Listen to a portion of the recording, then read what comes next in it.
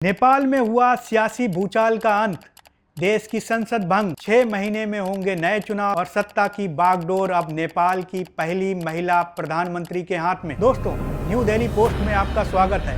आज हम बात करेंगे नेपाल की। हाँ, इतिहास रचते हुए नेपाल में राजनीतिक उथल पुथल के बाद पूर्व जस्टिस सुशीला कार्की को अंतरिम प्रधानमंत्री बनाया गया है। लेकिन सवाल ये है कि सुशीला कार्की कौन है, भारत से उनका क्या रिश्ता है और क्यों अचानक उनका नाम प्रधानमंत्री की रेस में सबसे ऊपर चलने लगा। सबसे पहले बात करते हैं उनके नाम के साथ जुड़े कार्की शब्द की। नेपाल में कार्की उपनाम क्षेत्रीय जाति से जुड़ा है, जो परंपरागत रूप से सैन्य और प्रशासनिक वर्ग से आता है। ठीक वैसे ही जैसे भारत के क्षत्रिय, पंजाब के खत्रिय और सेंट्रल एशिया के खत्ती। नेपाल में भयानक हिंसा के बाद एक बार फिर सत्ता परिवर्तन देखने को मिला। पूर्व प्रधानमंत्री केपी शर्मा ओली ने इस्तीफा दे दिया और उनकी सरकार गिर गई। सुशीला कार्की जब जज थी तो उन्होंने न सिर्फ आतंकवाद के खिलाफ बल्कि भ्रष्टाचार के खिलाफ बहुत कड़े कदम उठाए थे। शायद यही एक वजह थी कि वे जेएनजी की पहली पसंद बनी और 5000 से ज़्यादा लोगों की बैठक में ज़्यादातर सदस्यों ने उनके नाम पर सहमति जताई।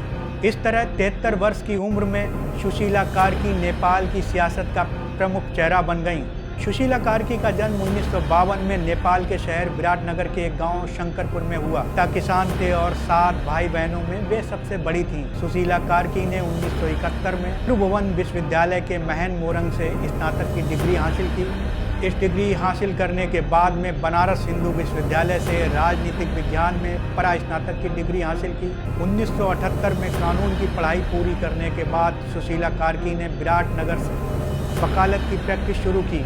2009 में वे नेपाल में सुप्रीम कोर्ट की पहली महिला मुख्य न्यायाधीश बनी। 2016 में फिर से नेपाल की सुप्रीम कोर्ट की 24वीं मुख्य न्यायाधीश बनी। हालांकि इस दौरान शेर बहादुर देउबा सरकार ने सुशीला कार्की के खिलाफ महाअभियोग का प्रस्ताव लगाया, लेकिन इस प्रस्ताव के बाद उसे वापस ले लिया गया। खैर, ये तो इतिहास है, लेकिन फिल वक्त सुशीला कार्की नेपाल की राजनीति का सबसे बड़ा चेहरा बन चुकी हैं, जिसने प्रधानमंत्री केपी शर्मा को नेपथ्य में धकेल दिया है। सुशीला कार्की के पति सुवेदी का नाम 1970 के दशक में नेपाल कांग्रेस के युवा क्रांतिकारियों में शामिल था। उस दौरान राजा बीरेन शाह का शासन था। सुवेदी ने रॉयल नेपाल एयरलाइंस के विमान को हाईजैक कर लिया था, सशस्त्र विद्रोह किया, उसके बाद आंदोलन किया और 30 लाख रुपए जुटाए। तो ये थी कहानी नेपाल की पहली महिला अंतरिम प्रधानमंत्री सुशीला कार्की की। एक न्यायिक विद्वान, एक नेता, एक राजनीतिक, जिसने नेपाल में पितृसत्तात्मक पुरुष वर्चस्व को एक बार फिर चुनौती दी है। अगर आपको ये वीडियो पसंद आया तो नवजागरण की मुहिम में न्यू दिल्ली पोस्ट का आप हिस्सा बने। हमें लाइक करें, शेयर करें, सब्सक्राइब करें। जय हिंद।